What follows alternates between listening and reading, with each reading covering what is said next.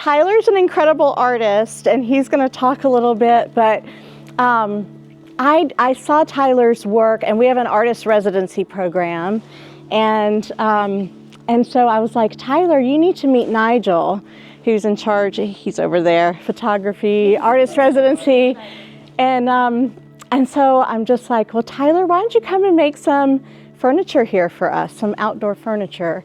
And so he has been here, and I just said, make whatever comes to you. I'm trusting you. You're such a great artist that I'm trusting your vision.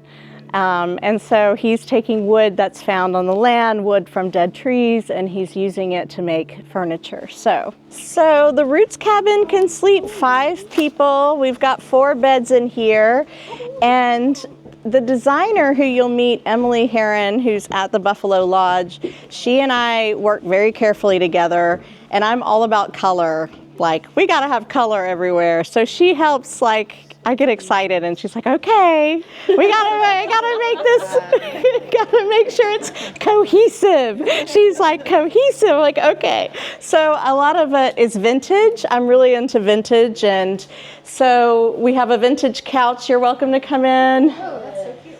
Yeah. Yeah, so I haven't been here since June when it was 104 degrees. And this house was then under construction, and we kind of walked back in this ravine to seek refuge from the heat. But so out here we're looking at a few things, and some of them are a little bit new to me. I'm going to have to familiarize myself with. It looks like you got some sedges, which I love. Sedges are a great addition to especially woodland gardens or under a shade forest setting. And so here there's at least 2, maybe 3 species. Yeah, I see 3 species of sedges. This one with the bluish leaves, there's this one here, a little bit narrower.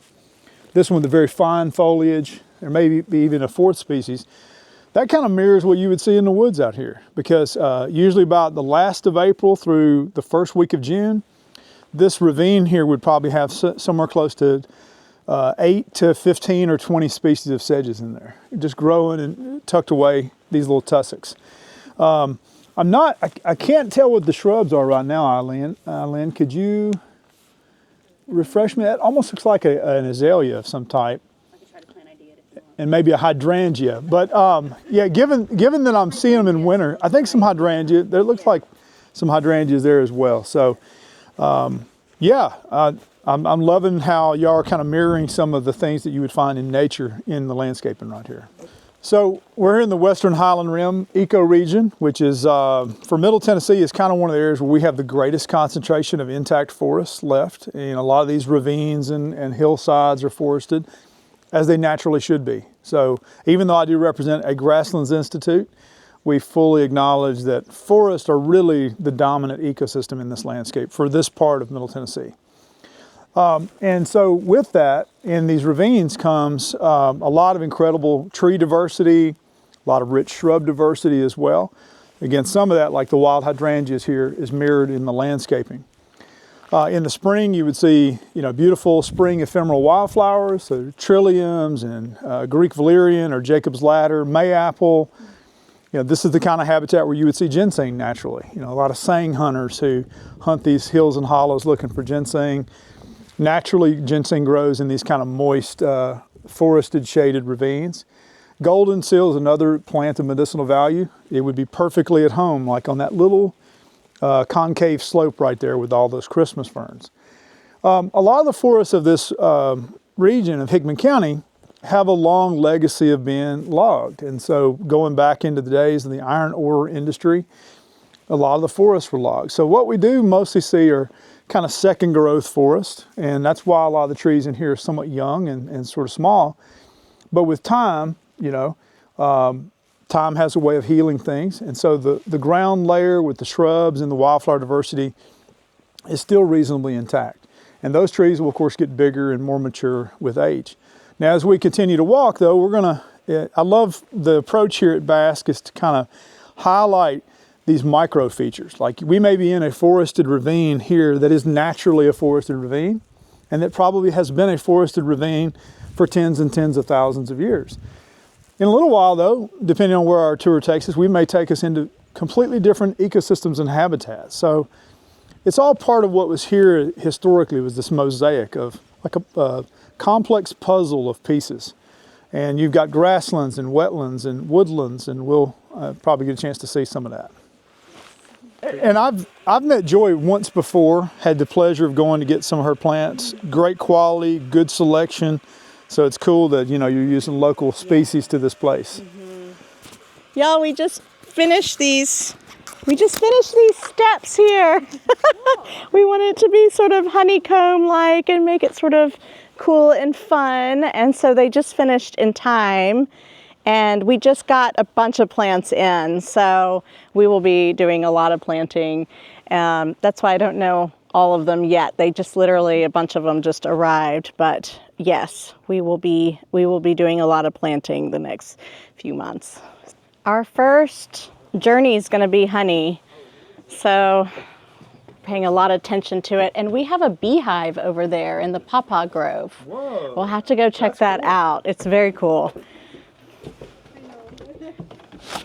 So this is the honey cabin, and honey is the first structure that I named on the property, and all of our packages that we'll be offering, which we call journeys, have these names. So honey will be the very first one we launch in July, so we're working on that now.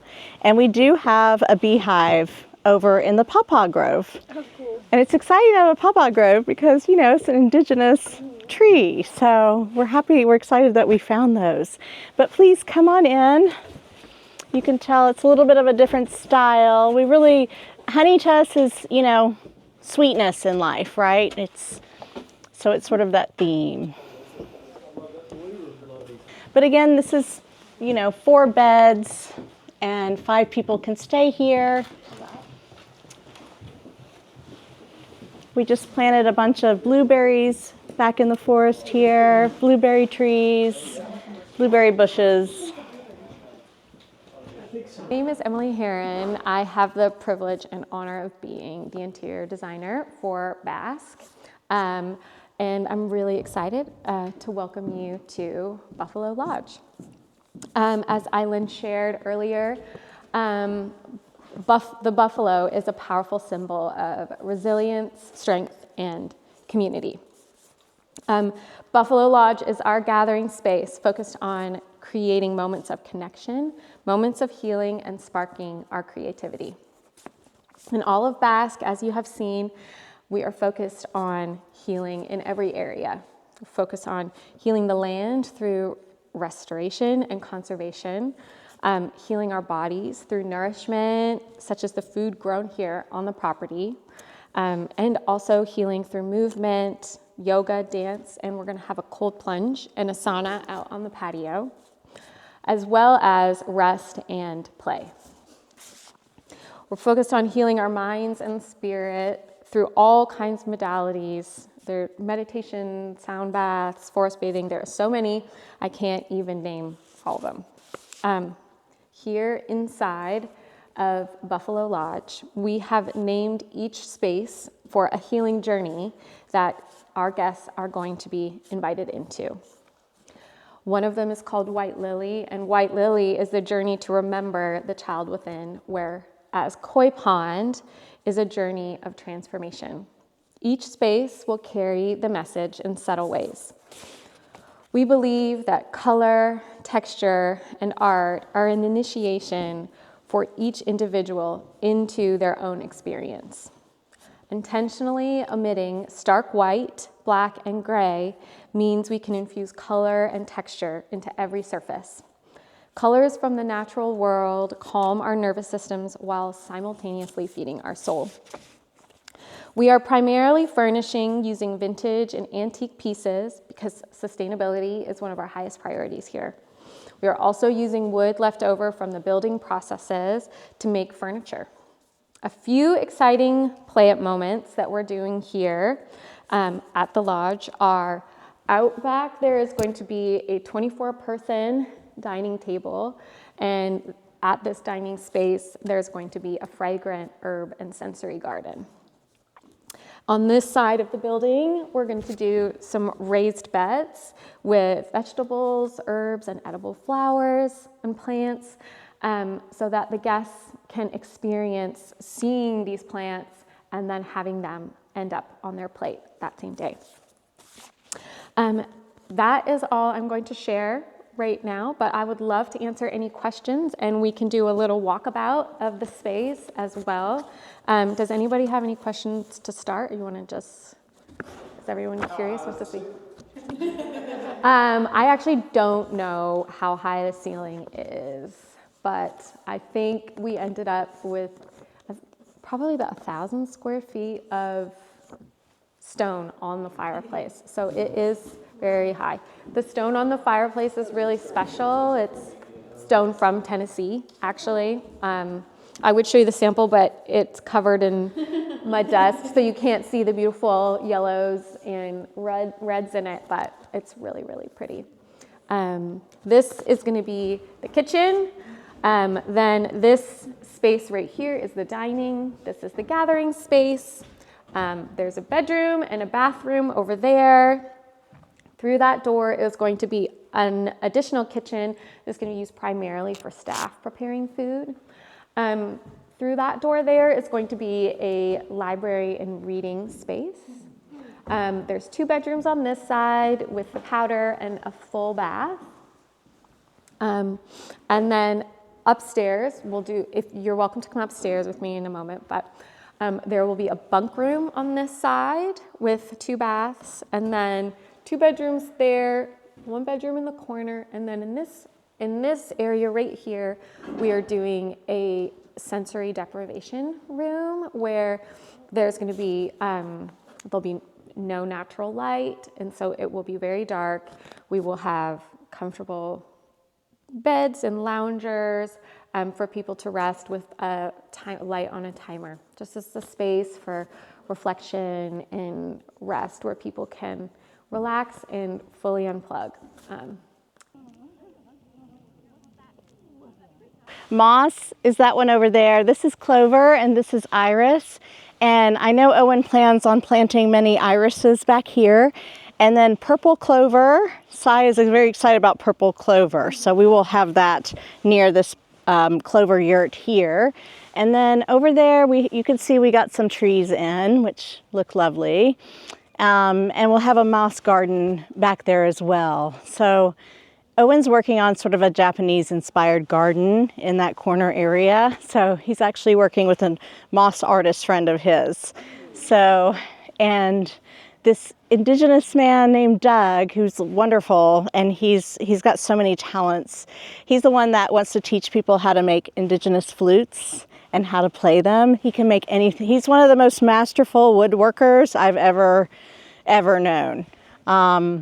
But he's going to be involved in some projects around here as well. So, and he has lots of moss, so he's going to be bringing moss. So, yeah. So it's going to be exciting. And then the first time I was out here with Aylin and Owen, we walked around sort of along the contour through the woods, and progressively as we walked this way, we were probably about 50 feet up into the woods. As soon as you get out of that second house that we toured, the one with the blue refrigerator, right? As soon as you got up where the blueberries have been planted, immediately you see a transition of that natural forest into this sort of wooded slope that you see here. One of the things that I look for as a botanist and a historical ecologist is to see the natural transitions of the land and have that land sort of read the forensic clues, if you will, right? So I look at the trees, I look at the shrubs, I look at what are the species of wildflowers and the grasses on the ground. And there's a real interesting pattern that you begin to see, especially as you get on this side of the Buffalo Lodge. In there, the species of greatest conservation significance all are high light dependent species. So they need full sunlight or very strong levels of sunlight. These are the species that are disappearing in Middle Tennessee. So certain kinds of wildflowers, like there's a gentian that's up in here. The Carolina rose is a small sunlight dependent shrub. You may have post oak trees in here which need sunlight.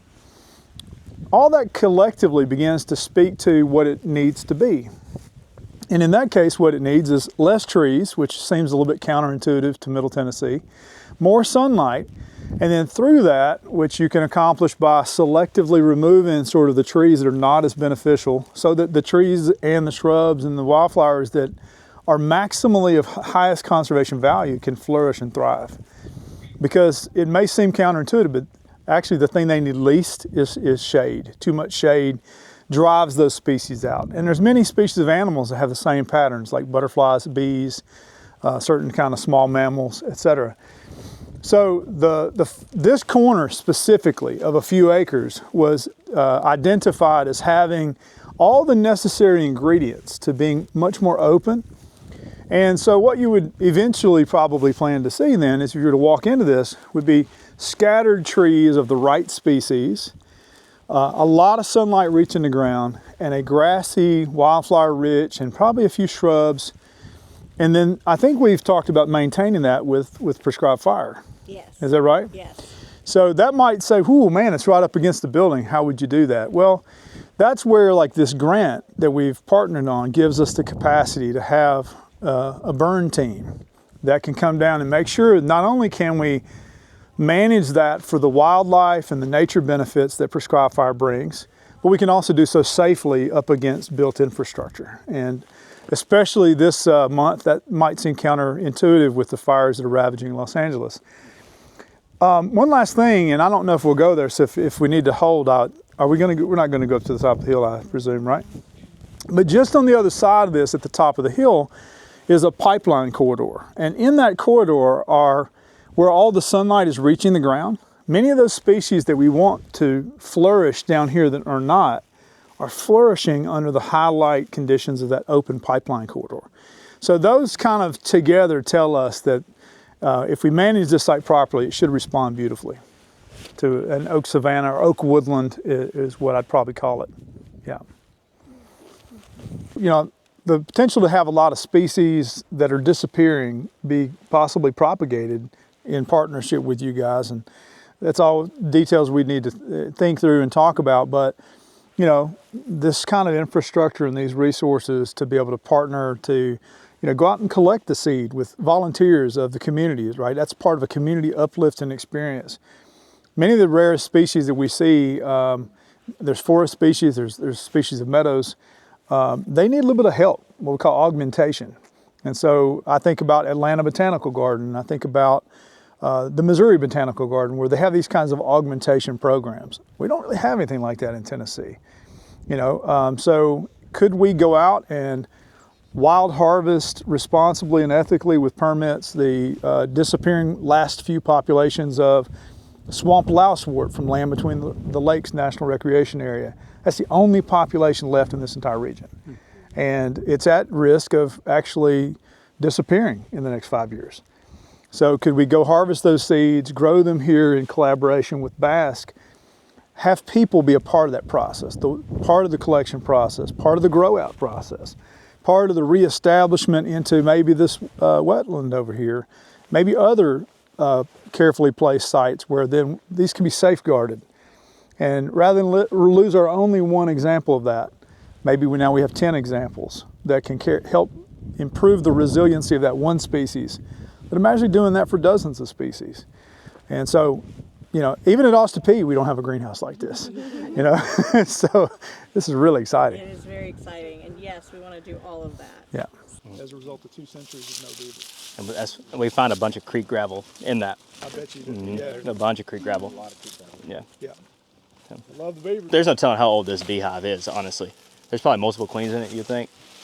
I have no idea. How old. Who knows what? So, yeah, my idea of just honey alone is like it's with the cedar sap inside of it and the honey it's probably a magical medicine, because the cedar by itself is a medicine tree. And so just the medicinal properties that this honey could carry is probably insane. I've never seen one inside of a cedar tree before. Literally hundreds we were seeing. Every little step we took, you'd see 4 or 5 salamanders just swim off all the way up and down it. This is a cool little ecosystem here. Because we have a snapping turtle in here, and we didn't. I was wondering, what is he eating? Why is he in here? There's no fish. Fish can't live in this, but salamanders can, and tadpoles can. So And then the amount of bullfrog tadpoles we've seen, it's going to sound like a symphony this summer. It's going to be crazy. Really cool.